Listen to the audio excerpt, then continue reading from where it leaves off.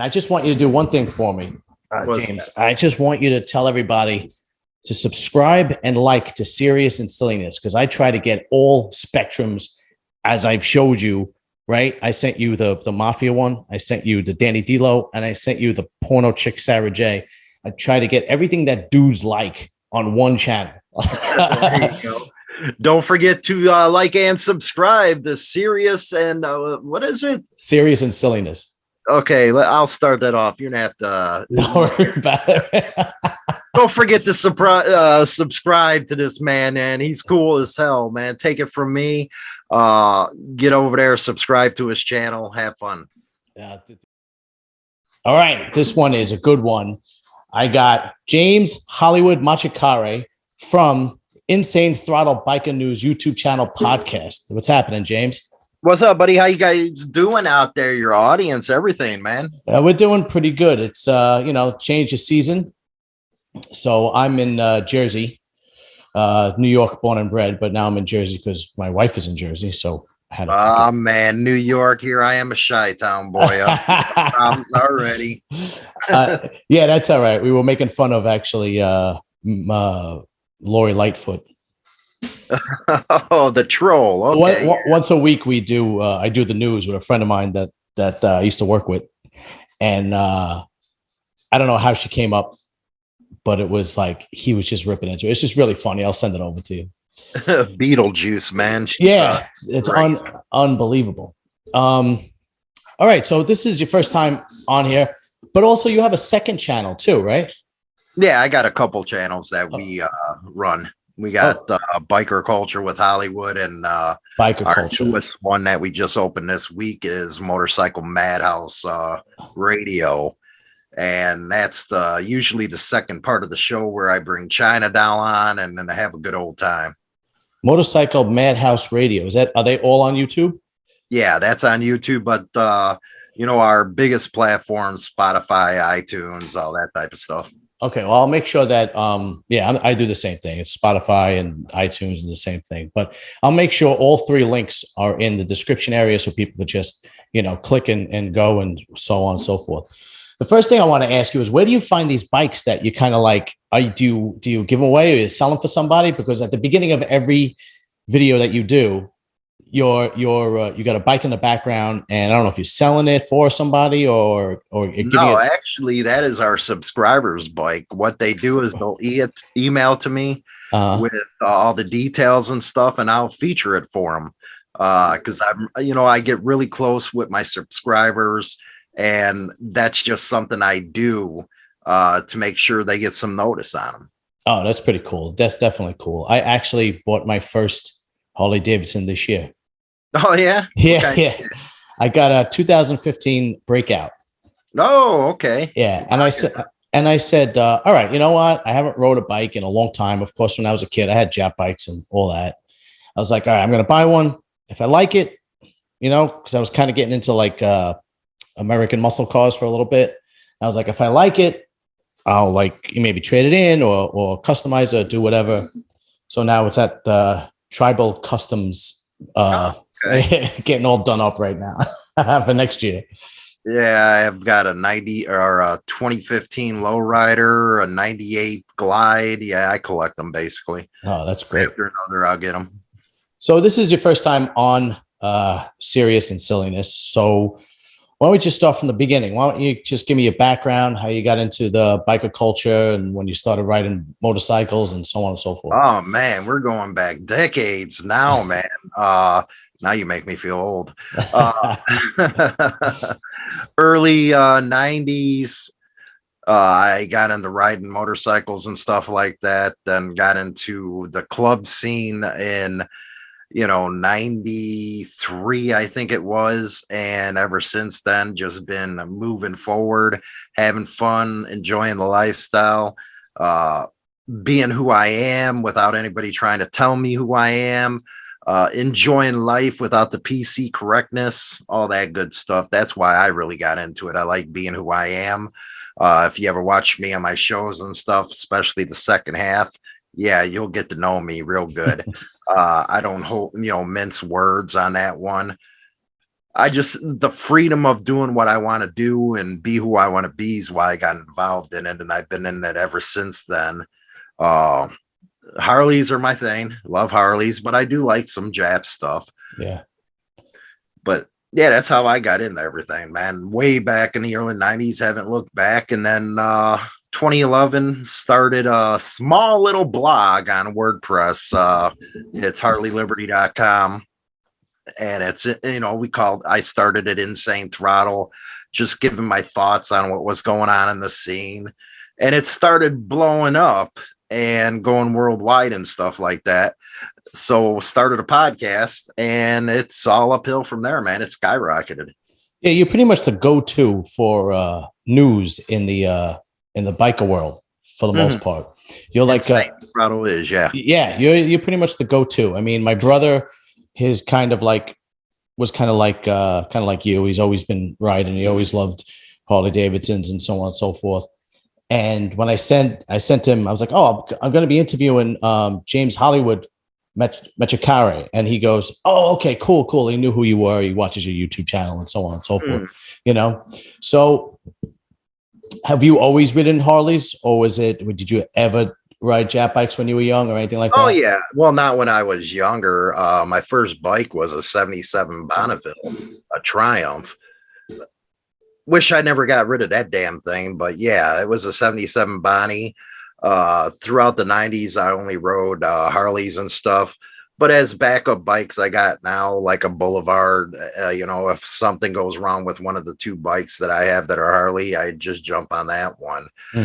Nowadays, it's more about just being on two wheels, where my generation was, if you weren't riding a Harley or an American made bike, we wanted nothing to do with you. Yeah. It's changed so much over the years, and it's actually a good change.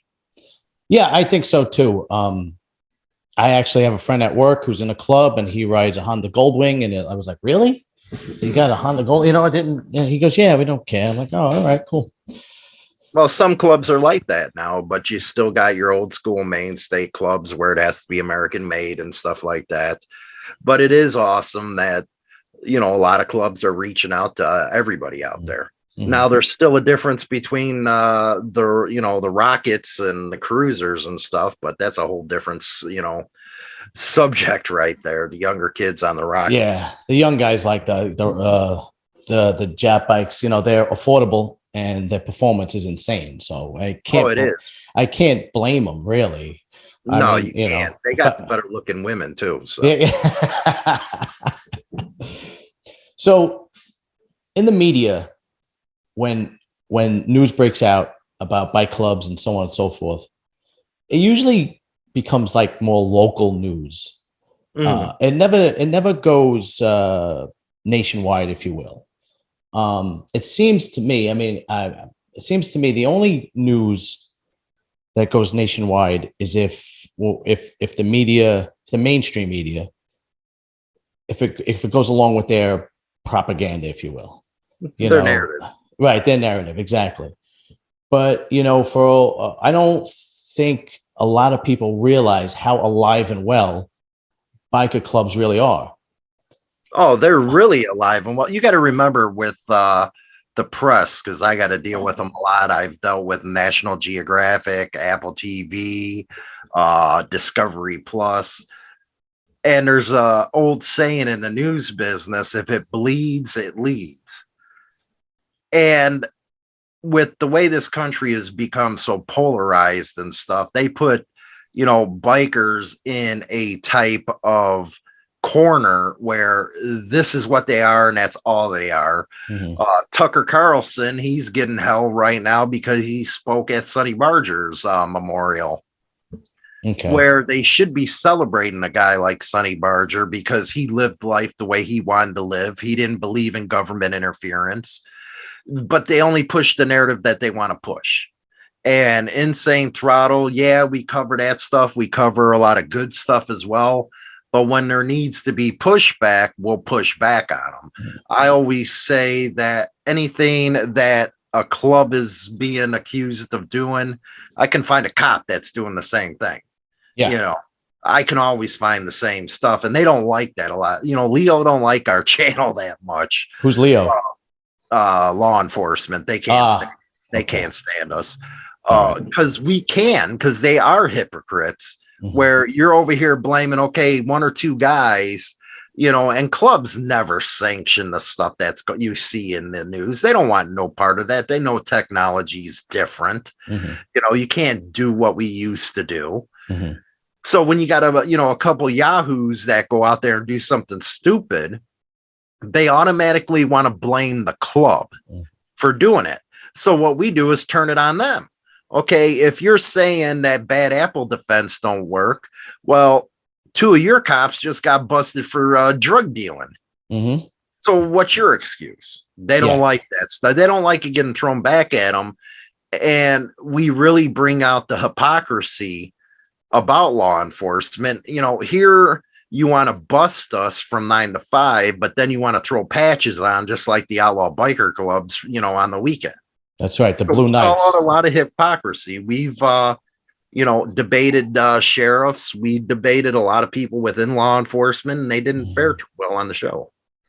No, because you happen to be right. And I think when I interviewed Danny D'Lo, whatever it was, 6 months ago, he actually told me in a lot of the clubs are just regular working guys that just like the camaraderie and want to hang out with the dudes and have a few drinks and meet some girls. And he said a lot of them are blue collar guys. Some of them are even white collar guys, and they just like the camaraderie.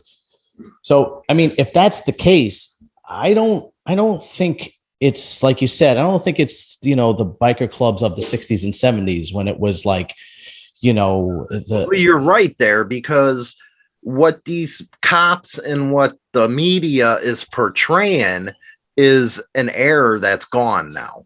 Right. You cannot do anything like we did in the 60s, 70s, 80s, and 90s. You can't do it anymore. And he was right when he said, yeah, there's a lot of working class guys. They're doing the same thing you're doing, going to work to put food on the table and stuff. They're not out there slinging. They're not doing what they used to do. The cops just want to keep bringing the past up like somebody can change. But you have to change with the times, with the technology and stuff. Are there still bad apples out there? You're damn right. It's not Cub Scouts. Right. It's not all cookies and ice cream in this day. But as a whole, they're not like that. Their grandfathers, their fathers, sons.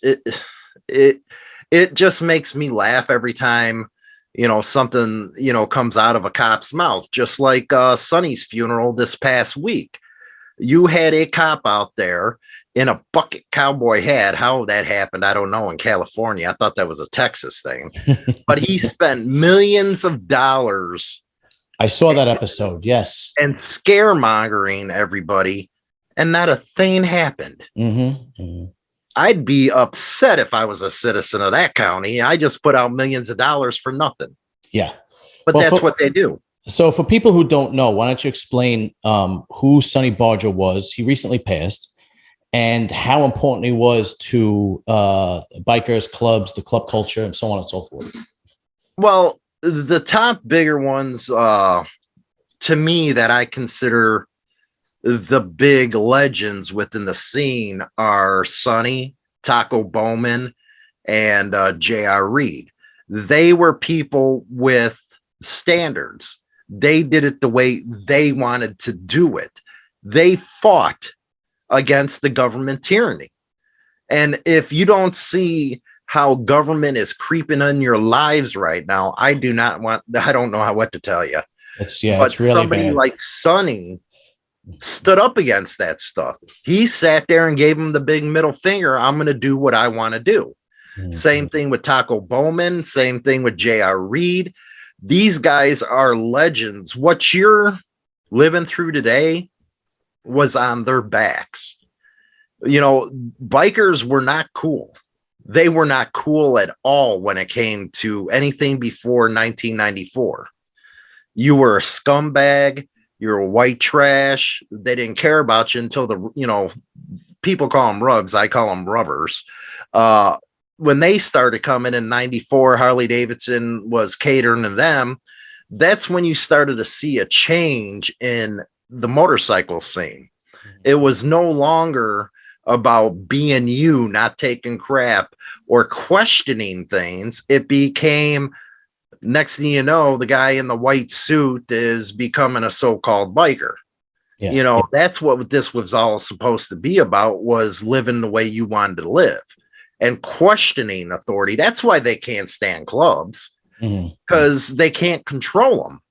They can't control people that are independent thinking. They hate it. Yeah. And that's why you see the profiling that you do of motorcycle clubs and motorcyclists in general. You see that kind of stuff. And you see how much the government really don't like people that they can't control. And that's why they don't like bikers. Yeah. And I agree. And anybody who doesn't see that is is under a rock, because you just look what happened with Andrew Tate. And and all he really was doing was speaking to the male youth and saying, look, it's okay to be a dude. It's okay to be a guy. You don't have to think this way. And they cancel nowadays you got a party that can't even define a woman. Come on. I never thought I would see that. Right. Exactly. It's ridiculous. But I think where the governmental control really started was in Waco in what is it, 94 or something like that? Yes. I interviewed one of them that were there. But I think it goes back to there. And when you can't be controlled, like they're doing on social media now, you're getting into the business, you know it. There's some stuff that I can't talk about on YouTube or Facebook, where I'm glad I've always had a podcast, because I'll do what I want on that one. But they want to control your mind. They want to control your thinking, where you don't think, for yourself as an independent person. And that's what bikers are all about. At least they used to be. Yeah. And I couldn't agree more. Well, I mean, literally 100%. And it doesn't matter how nice you pose the question. There's a girl who has like the same opinions of Andrew Tate. Her name is Pearl, and she has her own podcast and YouTube channel. And she was banned from TikTok, and she's constantly getting demonetized. And she's like the nicest person in the world. She has the same opinions, except that she's just more polite and not as obnoxious as Andrew Tate. But it doesn't matter, because the narrative is there, and they look to take it down. It's just it's unbelievable. Now, that leads me to another question. Obviously, guys like Andrew Tate and so on and so forth, and biker clubs like you guys, you speak to masculinity and you say, look, it's okay to be a dude. It's okay to have fun and have a couple of drinks and ride your Harley-Davidson and just let your hair down a little bit. Why is it, unless maybe I'm wrong, why don't you think it's not more appealing to the younger generation when it comes to biker clubs? Well, it's because we let the schools take over. Their Marxist ideals. Look, come on, they can't even do 2 + 2 without having to go through this whole thing about how to do math. And the generation that I was raised in, I was raised by Vietnam vets. They didn't play around. They had to deal with all this flower, crap from the 60s, where they got spat on coming back from Vietnam. Well, they had a different attitude, and it was about being a man. You got to be a man in this world, or you're going to have the problems you're going to have like right now. If you're not in your kid's life, or if you're sitting there and you can't define what a woman is, well, that's the problem with society that we're having right now. And we got to get over that. Men have to get back to being men. Yeah. They got to lead. There's always that old saying where men cannot afford to be weak. Women and children can, but not a man. That's right. Because this world it's complicated, it's dangerous, and especially if you're on the streets, you got to know what you're doing on the streets. And as far as the kids are concerned, they're more interested in playing, GTA 5 on the Xbox or something than to get out there and actually be able to socialize with people. They don't know how to do it anymore because they're always on that video game or they're on the computer. Yeah. Yeah. Where my generation was, hey, let's go out, ride bicycles, act stupid, go hurt ourselves. Now they don't even want to get out from in front of that TV playing that game, and it's really hurt. Right. You know, the way our country is. You won't see that in Russia, China. And I always say, you better hope we never go to war with them people because they'll knock the hell out of us. Yeah. Because they don't think the way we do. Yeah, I couldn't agree more. You and I are on the same page when it comes to that. Because when you're in the inner city and you have you know the black kids and the Hispanic kids, they seem to gravitate to another family, if you will, the guys on the corner or so on and so forth. Where the white kids seem to, like you said, they'd rather, play video games and jerk off and to porn and smoke weed and just not matter, Right. I can't blame them completely. I mean, you have a society that says that, you're toxic masculinity and you don't matter. Men, we don't need men anymore. I mean, I can't tell you how many times women say it on so many different podcasts that I don't need a man. We don't need men. We don't need men anymore. That's it. And think about how irresponsible that phrase is. I mean, it was seriously, like, men are 3 to 5 times more likely to commit to self-delete, because you can't say that word on YouTube, than women are. And I think it's like 1 in every 3 men under 30 are either virgins or haven't had sex in over a year. And you have this generation of young boys that are just lost. Exactly. And you know what it is? And I'll give it to you straight up. Your female audiences might not like it, but I don't have any. It's okay. a woman cannot raise a boy. Right. They can't raise a boy to be a man. That's right. And that's what's lacking. So for all those women that say, well, I don't need a man to raise my kid, well, you're delusional. Absolutely. Because you're never going to be able to teach him how to be a real man. That's right. And a real man sits there and speaks his mind, stands his ground. It ain't one of these snivellers that, run and, rat anybody, everybody out. No, you got to teach them how to be a man, how to raise their kids. How to be accountable when you do something wrong. Exactly. Yeah. And, when you're wrong, you're wrong. You got to teach them that. You got to teach them what their word's about. Women can't do that. I'm sorry to say, they can't. No, they can't. I get a lot of pushback on that. Trust me. No, you happen to be right. Women will discipline when their kids get on their nerves, but what women, generally speaking, don't discipline when their kids misbehave in other circumstances, like at school or on the street. Not my kid. No, definitely not my, that kind of attitude. Where your father would have been like, he did what? They had to knock that. See, I got fists and belts, but in my neighborhood where I grew up in, it was mostly white and Latinos. I can remember in our neighborhood, if you screwed up, the neighbor would whoop your ass, send you home, and then you would get another ass whooping from the dad. Right. That's how close knit our neighborhood used to be. Yeah. And that taught me a lot. It taught me about how being a man, and you do need that discipline. You don't need a timeout. You need a smack on the ass is what you need. That's right. I couldn't agree more. There was no more fearful words than wait till your father gets home. Oh my God, no. No. But if you have like, 50% divorce rate in the country and your father sees you every other weekend, what is he supposed to do on that every other weekend when he, if you're misbehaving? Is he supposed to punish you for the weekend? Mm-hmm. Yeah, exactly. The breakdown of the family unit's what's wrong with this country. Yeah. And number one. Right. And they actually give incentive for women to divorce. I mean, they basically 95% of the time, it's just literally removing the husband, and you have the house, the kids, the money, so on and so forth. But, okay. So basically I had some I grew up in Brooklyn, and for I think 50 years, the Hells Angels clubhouse was on Third Street in the Village.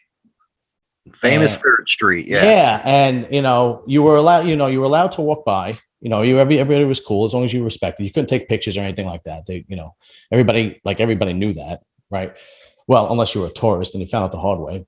Hmm. But then all of a sudden, out of nowhere, they sell the building and they move to this quiet neighborhood. It's called Throgsneck in the Bronx, and the local newspapers, the way they put it, was that the people in the neighborhood were concerned with violence and drugs. And I'm thinking to myself, I would thank God if there was a HA clubhouse on my block. Well, you're talking about Third Street. I would direct you to the 1983 doco, Hell's Angels Forever. And it was one that was shot by the club, and it talks to the neighbors. And the neighbors were talking about how the cops were trying to start a petition to try to get them out. And the neighbors were like, no, man, the Hells Angels are here to protect us. Right. And it's a fact. If you live near a clubhouse, you're protected. There is no crime within, a couple block radius of that clubhouse. Yeah. And some of the clubhouses that clubs put their stuff in are in some of the worst neighborhoods in the country. Mm-hmm. And within that block or two, at least people have solace of being safe because they go to the club. They don't go to the cops. Right. They don't do that. That's just like in my old neighborhood. Everybody went to the guys, not the clubs, but the guys, if you know what I mean. I know exactly what you mean.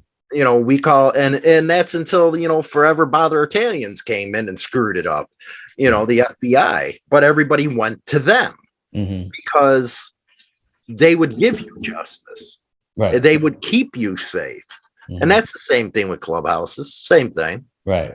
So anybody who says they're scared, yeah, right. Yeah, no, I don't believe that one iota. Like I said, I would be happy. I would be like, oh, thank God. I'd make friends with them as soon as possible. Are you kidding?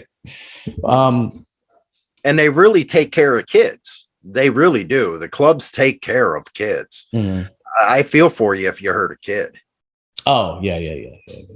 Well, there's that famous scene in Johnny Knoxville. I think, what was it? Bad Grandpa or something like that. And they pose this scene at the end of the movie where this kid has a stepdad and they're in a biker club. They're in a bar where the bikers are hanging out. And it's supposed to, and this guy, I don't know where they got the guy from. He had balls of steel, but basically was, abusing the kid, not physically, but verbally in front of the club. And then finally they had enough and they yoked the guy out and the whole idea. And the camera crew had to come in. No, it's Jackass. It's a movie. I don't know if you saw that at all, but I haven't seen that one. No, I think it was like Bad Grandpa, Dirty Grandpa, something like that, where Johnny Knoxville dresses up as the old man the whole time. I'll send you the clip. But no, it happens to be pretty accurate. So there's a lot of support clubs. When it comes to smaller support clubs, when it comes to the larger clubs, how do they know? How do they figure out what club to support, what club not to, so on and so forth? Is it a territory thing, or it depends where they're from? Like in Chicago, you're gonna support the Big Diamond that's been here since the late 1930s. In Oakland, they're the big dominant there. You're gonna support them, and it goes back to really because the news media, they want to say, well, they're puppet clubs. No, it's just a tight knit community. Like if you're in Chicago, you got 40 clubs that are, have all the same thing in common, and you're having fun with those clubs. Those are people that you equate to, where somebody from Chicago that goes out to New York, we don't have much in common. You're a Mets fan. I'm a Cubs fan. Right. Cubs. we argue all the time. Hey, your pizza sucks compared to Chicago, but Yeah. it's a thing that it's all localized. It ain't a nationwide thing. It's a local. It's on the local playing field, but it's not where these clubs are going out there doing all this crime for the big ones. You got to ask yourself. You're from Brooklyn. Would you allow somebody you didn't know for more than a couple months to go do something for you? Right. That's what is so asinine with these reporters. Oh, this guy is a puppet club, but they were out there selling this for the major club. Get out of here. Yeah. We're not gonna, there ain't no damn way I'm gonna trust somebody I don't know to go do some dirt for me, because they're gonna come back and rat. Come on. Yeah, it's no, I couldn't agree more. Absolutely. And like I said, my brother is been riding bikes forever, and he goes to Diamond Club barbecues and so on and so forth. And it's like you chip in and so on and so forth, and buy a raffle and whatever, blah blah blah, that kind of thing. And he does it, I don't know, in the summertime all the time. And him and his wife go and so on and so forth. But and there's never really, from what he told me, it's never really a problem. Everybody just wants to hang out and just chill. Everybody gets along, man. Everybody knows each other. The 81 are the big club out of New York City. Bronx, I think you got Chingalings. Yeah, I have a good friend who's a Chingaling, actually. Yeah, they're good. They're a mixed race club. A lot of it just depends where you're at, and you gotta, stand up, be a man. You can't act like a child around anybody or drunk. You're gonna get the hell knocked out of you. That's the only thing you gotta worry about. Yeah, just right, exactly. I'd rather my kids be around a club than cops. Yeah, no, yeah, cops are really, like, I love the way you put it, because I did watch that episode that when you covered the I think it was the Mongols, and and you said, the cops say all the time, oh, it's just a couple of bad cops. We're all pretty good, but but you won't use that same narrative with us. And you hit the nail on the head as far as I'm concerned. You really did. And I don't know about their budgets. Yeah, I don't know much about, I know a little bit about biker clubs from my brother. Really, that's about it. But for the most part, from what you guys stand for is what men used to always stand for. Used to be. Yeah, like, protecting the community, protecting women, protecting children, so on and so forth. Most of the bikers out there are veterans. They fought for this country. Okay, yeah, right. So, and they want some form of camaraderie, and I could totally see that. You're coming back from, where you just have all the guys fighting, and you want that kind of camaraderie again. I can completely understand that. But for the most part, from what I've seen, I go to the gym in this neighborhood in Belleville, and it's right next to Newark, New Jersey. And HA has a clubhouse right there. And a couple of them go to the same gym, as me, and we'll shoot the shit or whatever, so on and so forth. And I actually tried to buy a t-shirt, and I sent them the money on their website and tried to buy a t-shirt. I never got the t-shirt, but I'm not going to tell them that. Well, the problem that you'll have right there is there's a lot of fakes out there selling their merchandise. Okay, so that's you gotta be very careful. If you're going to order, say, from the Hells Angels or the Outlaws, Banditos, you're going to get your merchandise. So you got to be careful of what you're buying on that internet. Oh, okay. It was just a support, 81 t-shirt. So and that's there's a lot of knockoffs. So, oh, okay. So let's get to that. Actually, that's actually pretty good. So there are guys out there that actually like fake the funk. They actually have fake patches and fake 1% patches and diamonds on them.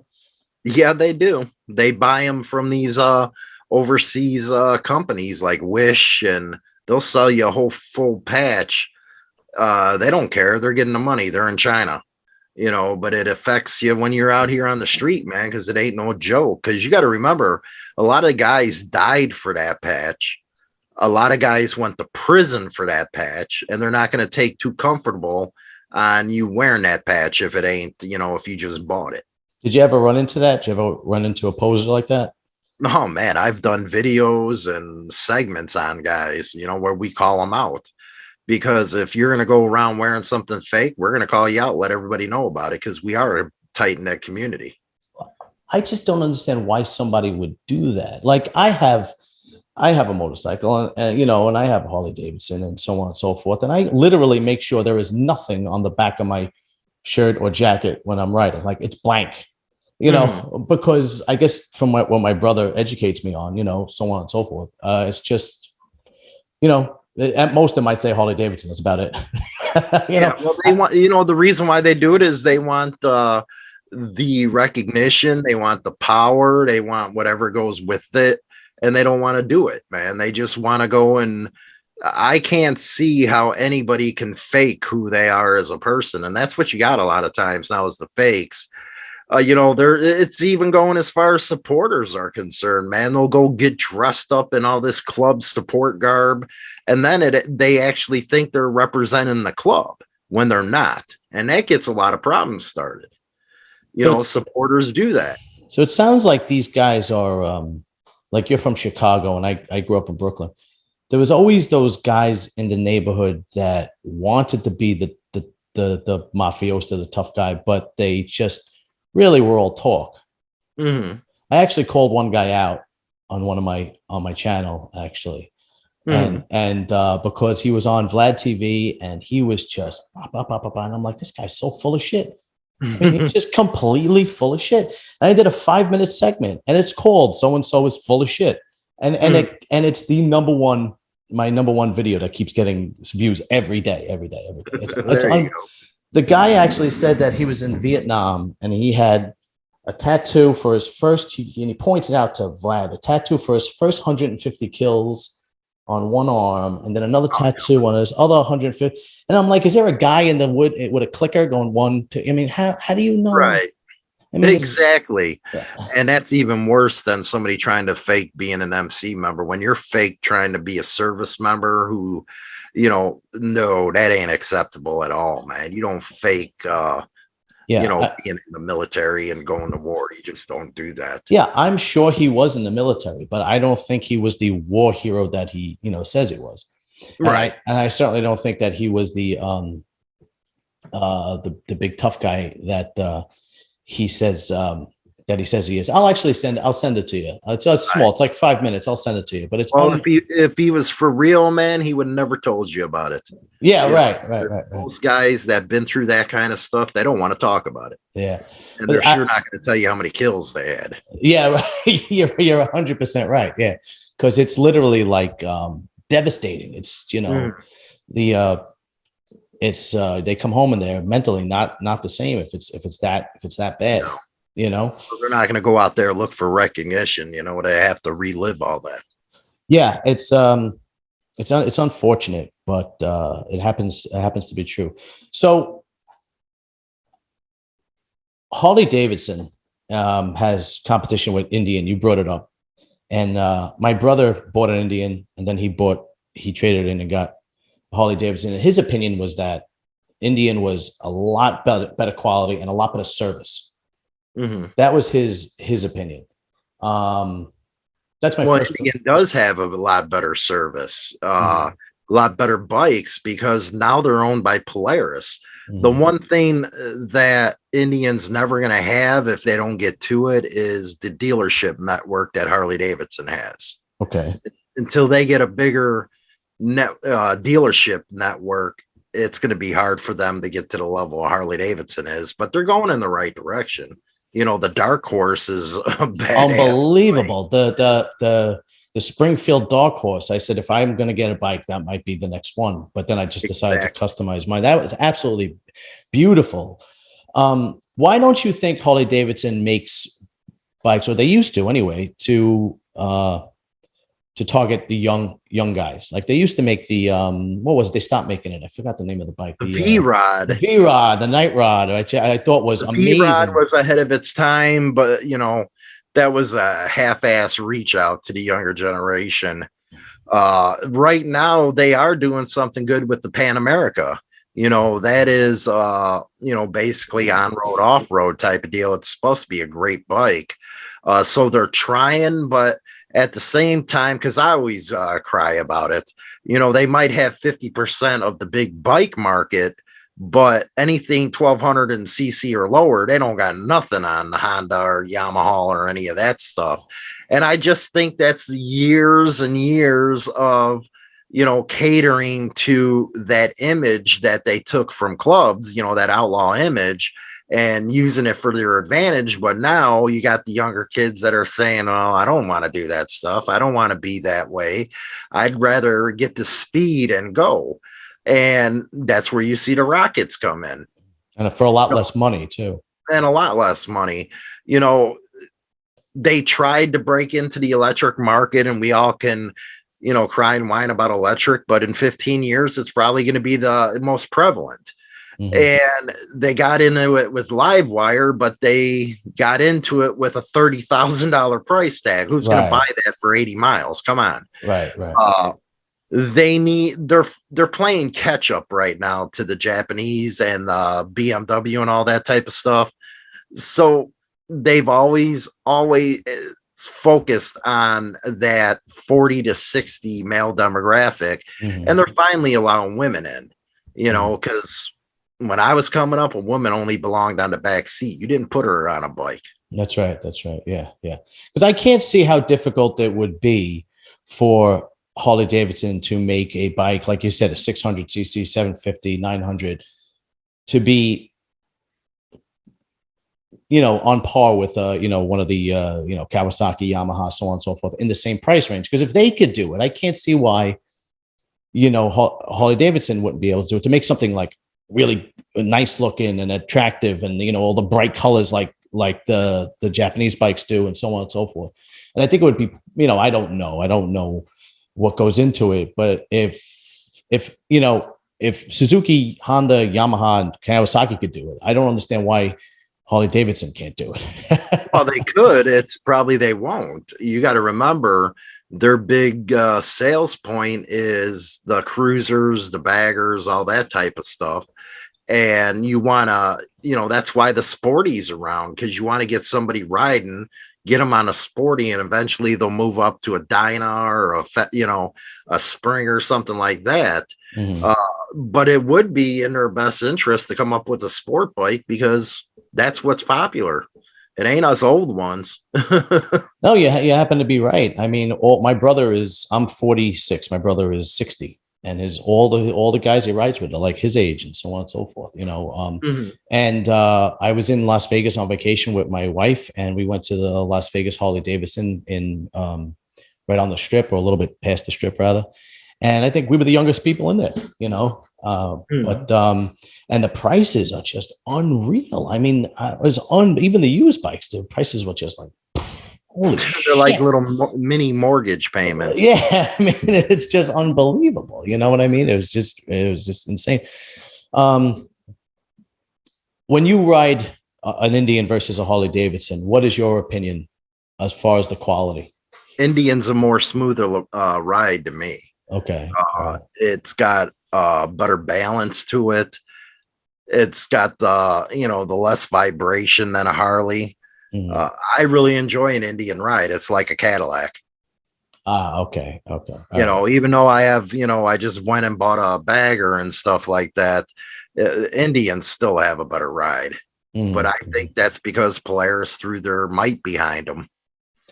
Yeah, I mean, they're absolute, and for a little, not a lot cheaper, but a little less expensive, a little, a good 8-10 grand less than, what Harley would want. Yeah, absolutely. All right, James, man, I really appreciate you coming on, dude. And let's plug your it's Insane Throttle Biker News on YouTube. Yeah, on YouTube, Motorcycle Madhouse Radio on Spotify and all that good stuff, and HarleyLiberty.com for all your biker news. HarleyLiberty.com. I'm going to make sure all of that is in the description area. And I just want you to do one thing for me, James. I just want you to tell everybody to subscribe and like to Serious and Silliness, because I try to get all spectrums as I've showed you, right? I sent you the Mafia one. I sent you the Danny D'Lo, and I sent you the porno chick Sarah J. I try to get everything that dudes like on one channel. There you go. Don't forget to like and subscribe to Serious and what is it? Serious and silliness. Okay, I'll start that off. You're gonna have to. Don't worry about it. Don't forget to subscribe to this man, and he's cool as hell, man. Take it from me. Get over there, subscribe to his channel, have fun. Dude, thanks a lot, man. And hold on one second. I'm just going to cut it off, and I'm going to just talk to you for a minute.